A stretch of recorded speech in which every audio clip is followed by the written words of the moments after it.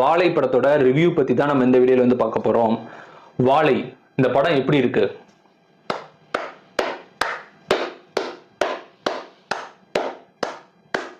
எதுக்கு கைத்தட்டல் அப்படின்னு கேட்டீங்கன்னா, இந்த படத்தோட டைரக்டருக்கு வந்து ஒரு கைத்தட்டல் வந்து சொல்லிடலாம். இந்த படத்தோட டைரக்டருக்கும் இந்த படத்துல நடிச்ச அத்தனை ஆக்டர்ஸ்க்கும் வந்து ஒரு மிகப்பெரிய ஒரு அப்ளாஸ் வந்து நம்ம சொல்லிடலாம்.